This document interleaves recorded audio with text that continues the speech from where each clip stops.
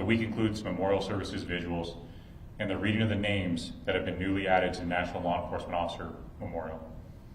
This year that included LCPD Officer Jonah Hernandez, who was murdered in the line of duty last year. All that is to say thank you for your patience. We would not have delayed it unless it was necessary. My goal today, as always, is to paint the most accurate picture of what transpired on May 8, 2025 at approximately 6:30 a.m. There are still things we do not know for certain, and there is a possibility that our understanding of this event will change as new evidence is processed. The information, images, audio, and video contained in this presentation may be disturbing to some people. Viewer discretion is advised. Start with the details. On May 8, 2025 at approximately 6:30 a.m., a graveyard patrol officer was finishing their shift in the parking lot of 925 South Walnut. This is the picture of the driveway into that parking lot. It's important to note how steep the angle is into that parking lot. When you're on the street, which is Walnut, it's difficult to see inside the parking lot, and vice versa. If you're in the parking lot, it's difficult to see out to the street. Here's an aerial view of where that parking lot is located. You see it's on Walnut, right across from Lynn Middle School, which you see is the bottom left corner. The top left corner would be where Young Park is, and the officer was parked where the blue arrow icon is. While the officer is parked there finishing their shift, at the same time on South Walnut near the intersection with Sembrano, two teenagers are walking north on the sidewalk when a white sedan passes them. Based on witness statements from both sides, an argument between the two parties ensues because of how they looked at each other. During this argument, both parties are alleged to have brandished firearms. The parties separate and the white sedan drives away. The two teenagers see the vehicle waiting for them at the intersection of Nevada and Walnut. So the first interaction occurs down at the bottom of the screen near Soprano and Walnut. They get into an argument over how they're looking at each other. Firearms are brandished, according to witnesses, by both sides. The vehicle drives off and the two teenage boys, two juveniles, continue walking north on Walnut. They go all the way to Loman, they do something there, and they're walking back south on Walnut when they see the vehicle waiting for them near the intersection with Nevada. I'm going to provide several clips or play several clips of witnesses and them telling their story of what happened from both sides.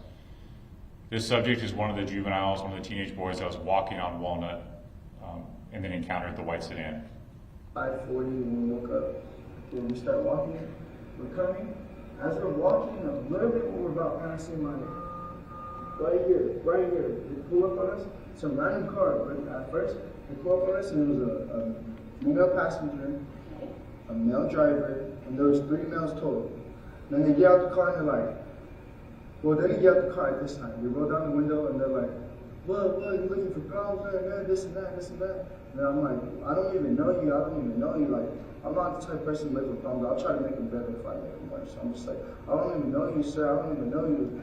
And then, what's it called? He's like, well, you're looking at the car like you do know me. You're looking at the car like you do know me. I was like, I'm not even looking at the car like I know you. I don't even know you. This is an interview from the other subject, the other teenage boy who was walking along Walnut and encountered the white sedan.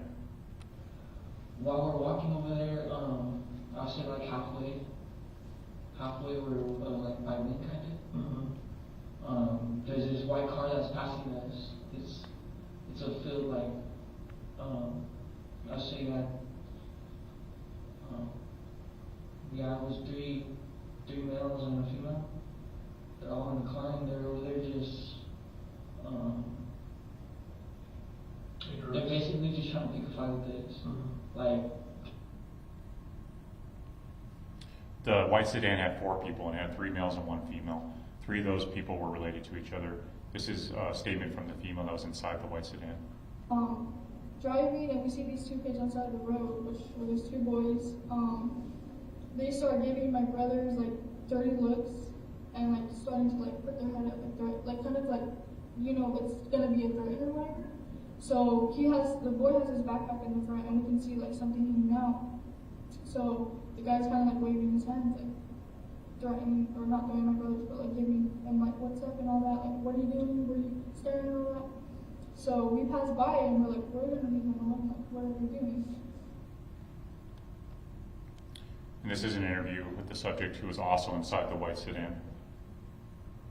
And then there was two younger boys our age walking on the sidewalk, and I guess they kind of like were just staring at us, and then my cousin, like, the way he kind of reacts to that kind of stuff, like, he gets, I guess, like, where he just, because he does like MMA and boxing and all that, so I guess it kind of, I don't know, just gets to his head or something, so just somebody staring at him or anything like that, he wants to go like, I guess, ask him like, what are you looking at, or something like that. He's just, I guess, that type of person. So all that happened, and then I was like, he was telling me to turn around to go like back over there, and I was like, I mean, we could, but like, I don't think it's a good idea. It's time to go home. It's already very early. And then he kind of started like yelling at me a little bit. So I was like, okay, so we turn back around, and then as soon as I like kind of like pulled up beside them, the kids they're kind of like arguing for a little bit, and then the boys started like walking away, but they were still like arguing, and I was just in the car, me and my sister. Two people, one of whom is Josiah Peralt, exit the white sedan and begin chasing the two people who were walking along Walnut Street. Josiah Peralt is seen with a gun in his hand when he exits the vehicle and begins chasing the two teenagers. The fleeing subjects turn into the parking lot of 925 South Walnut, which is where the officer is parked, with Josiah Peralt chasing them up that steep incline driveway. The two being chased are cornered by tall fences. That entire parking lot is surrounded by fencing, and they end up in the corner of the parking lot near some bushes. This is again one of the subjects who was walking along Walnut that then ran into the parking lot. And we go, we're coming back. As we're coming back, we see that white car parked like on the street after this one, just there waiting. And I'm like, bro, they're waiting for us or something. He's like, no, don't even tell me that, don't even tell me that. And then all of a sudden, both of them, kid in the blue and then someone else had like, it was like a lighter color shirt. And the kid in the blue starts chasing us with the gun in his hand. And that's when he starts running with the gun in his hand. So he runs with the gun in his hand. I think the other kid probably had a firearm in his hand too, but I couldn't really pay attention. Because it was just like, I looked real quick. Once I saw the first kid with the gun, I'm just running for my life. Again, this is the female that was inside the white sedan. What made them get out and go after Faith? If you guys thought those kids were armed, like tell like Yeah. well, what was Honestly, that? I think it was more like my cousin got like pissed off, Josiah pissed off, and it's just like he lost it, I guess, and I didn't know he had a gun on him, and same with my brother saying like we didn't know that he had that weapon on him, and so whenever he got pissed off and got out of the car, he ended up having that gun, and of course they had a gun too, and I mean, I don't know, I think he just got angry. Again, this is an interview with another male subject related to Josiah who was in the white sedan. So I'm like, okay, so we turn back around, and then as soon as I like kind of like pulled up beside them, the kids they're kind of like arguing for a little bit, and then the boys started like walking away, but they were still like arguing, and I was just in the car, me and my sister. And then as soon as all that, it just kind of went like crazy, and the two boys started running, and then my cousin and my friend, they started running after them. One of the subjects who was being chased was also armed with a firearm. Gunfire erupts right in front of the police vehicle, and I'll show you kind of a diagram of how it ended up. One of the subjects being chased was struck by gunfire believed to have come from Mr. Peralt. The officer intervened, discharging their service weapon, and Mr. Peralt was struck at least once by gunfire. The officer's body-worn camera is activated immediately after the shooting occurs. It's a diagram of the parking lot of 925 South Walnut. As they run into the parking lot, they go up the steep driveway and they run to the corner, which is fenced in near those bushes and trees. The orange arrows where the two teenagers that were originally walking ended up. The red arrows were Mr. Peralt, approximately where Mr. Peralt ended up when the gunfire began. The officer is parked where the blue shape is, and exits his vehicle and intervenes with what he sees in front of him. It's the body-worn camera that begins immediately after the shooting occurs. Keep your hands where I can see them. Keep your hands where I can see them. Keep your hands where I can see them.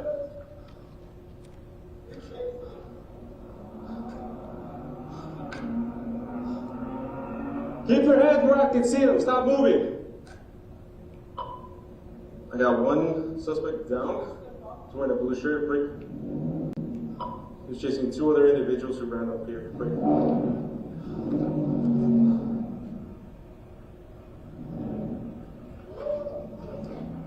Stop right there. Stop right there. Stop right there. Keep your hands where I can see them. Okay. Get over there. You stay over there! You stay over there! Get on the street! So what, I just got a balloon charger that just pulled up. No, I'm gonna need you to back out. I need you to get out right now. I need you to get out. Keep your hands where I can see them, both of you guys.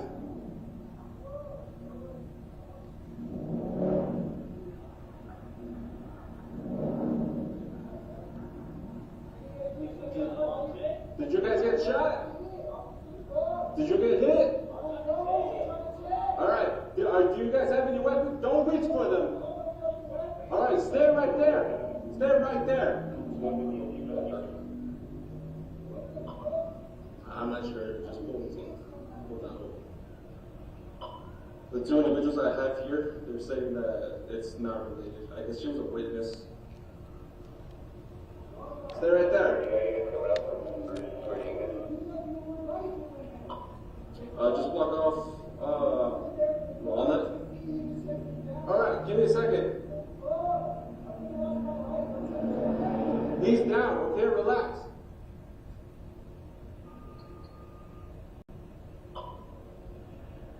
I guess from Young's Park and then whatever street is south from the main center. Stay right there, okay? Are you guys hurt? You guys sound fine. Look, they're coming right now, okay? My partners are coming right now.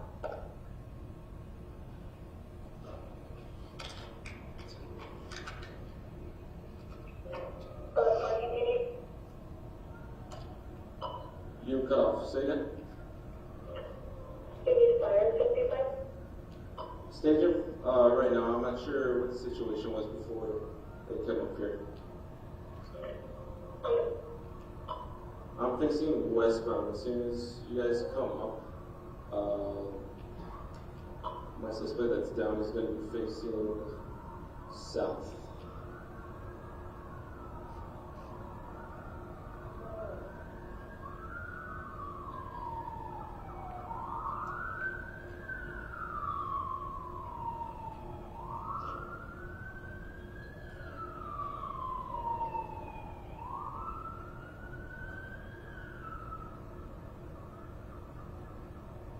Stop reaching for stuff, bro. Just keep your hands where I can see them, okay? First unit coming up, stop right there up that hill.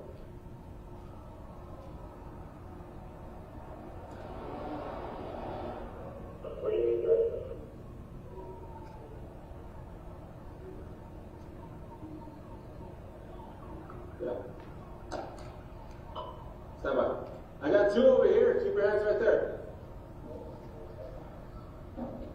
He's down, he hasn't moved. Yeah. You got a shield? Keep your hands where I can see them. Keep your hands where I can see them. If you guys want to come up with me over here with these guys? Yeah. One by one, start coming out to us. Yeah. They're coming to us. Come this way. Come this way. Mr. Peralta is described as having a black handgun with a peanut butter colored magazine by one of the witnesses. Witness stated Mr. Peralta pointed the firearm at one of the fleeing subjects before the exchange of gunfire. And a family member of Mr. Peralta describes him pointing the firearm at the officer as he intervened.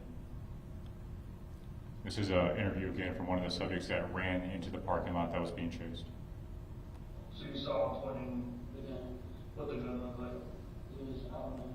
He had it was like, the first time I saw it, it was like black and it had like a peanut butter flavor. So Like a brown extended clip? Yeah, some shit. And it had it pointed at it? Yeah, he got it. Like one hand, two hand? Yeah, two hands. So you thought he was going to shoot? Yeah, but he was gonna shoot me, he was showing me the pin. Again, this is an interview from a family member of Mr. Crawl who originally was in the vehicle. I can only imagine that this happened in front of your eyes very fast. Do you happen to see anybody get struck or hit or see blood? No, I didn't, but I did see the kid in the gray.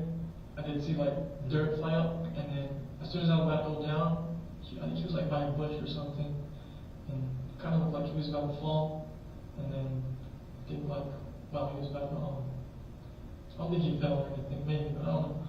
But it kind of looked like that. I seen like dirt fly up, and then as soon as I seen that, I looked over to the cop, and then I think my cousin was silent, kind of start pointing the gun that way. Towards the officer?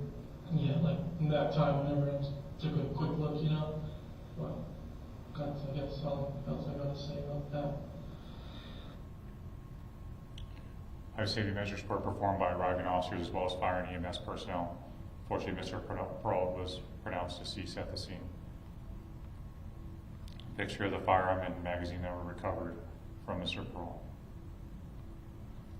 Some previous involvements, Mr. Pearl had just turned 18 this month.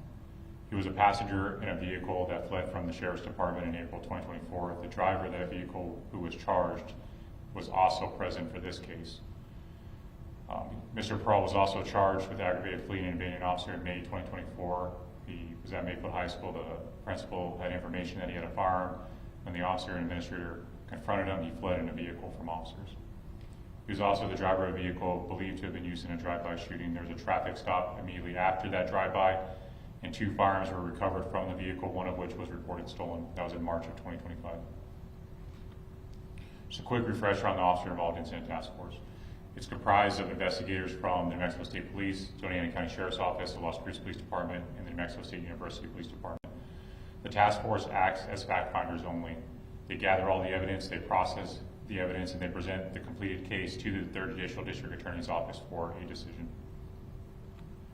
This time I'll take questions. Again, there's a lot of information that we're not certain of. We want to do our best to not make assumptions, but we will answer anything that we can answer. Okay, if you'll put your hand up, I'll come to you and ask you to identify yourself and your media organization.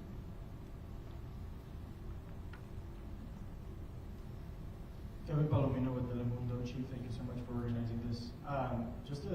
We heard from multiple people say that there was after the gunshots, there was sort of like a motor or car speeding away. Was that the blue Charger that showed up later? Can you identify that? No, as far as I know, we don't have any information about a vehicle directly involved speeding away. But, yeah. Well, Lieutenant Bradley, I don't know if he has any additional information. Yes, sir. So one of the vehicles that was reported as driving away is going to be the white sedan that we have involved. We've already found that vehicle and processed it.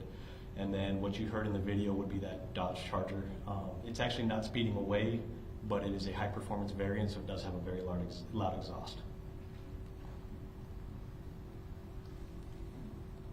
Algernon Danassa from the Albuquerque Journal. Thank you, Chief, for today.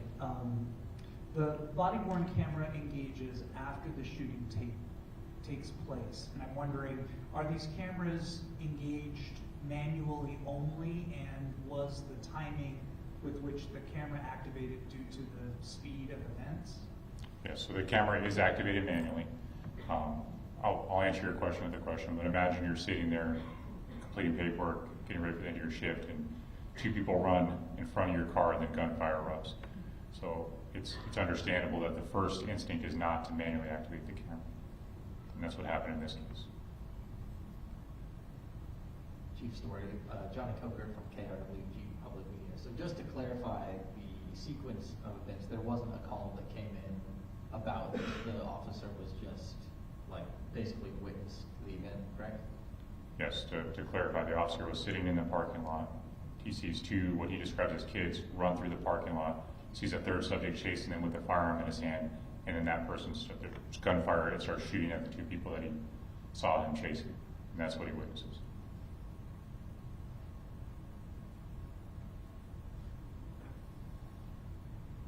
Christian Andrade at K-Box 14 and CBS4, and we just want to know how many officer-involved shootings are we at this year now at this point, and how does that compare with other years?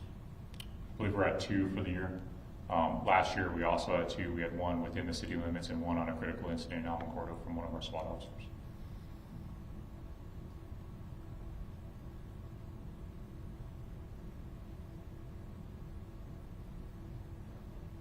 So, Chief, this happened just, 8 meters away from Young Park, which was where the last shooting was at, and then a lot of people in this neighborhood have said that this is normal. Hearing gunshots in this neighborhood is normal.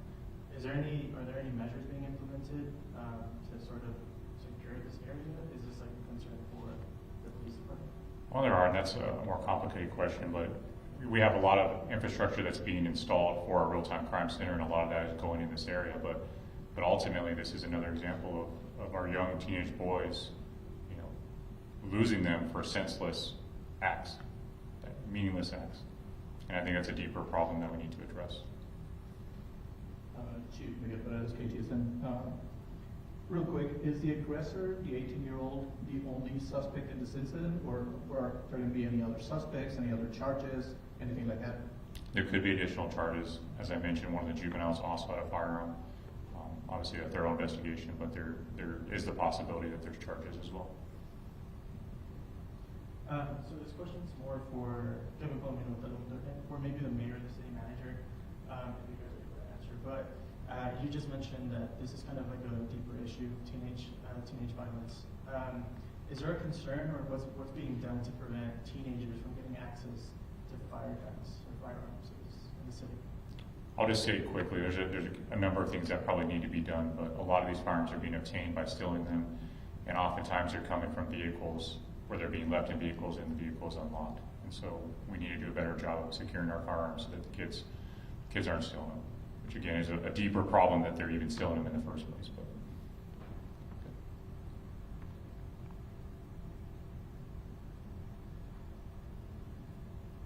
Is there currently any being done? Let's say you own a firearm and someone steals it from your car. Would you be punished for that, or is anything in place for that?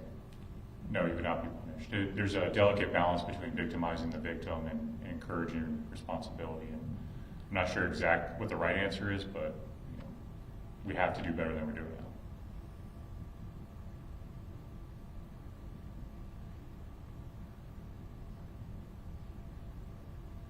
Chief Story, I was wondering, just for clarification, the altercation between the two groups in the car and the kids on the sidewalk, do we have a list of like the names or the ages of everyone involved? Is that going to be a part of any of the press releases or information you have? So all of them are juveniles.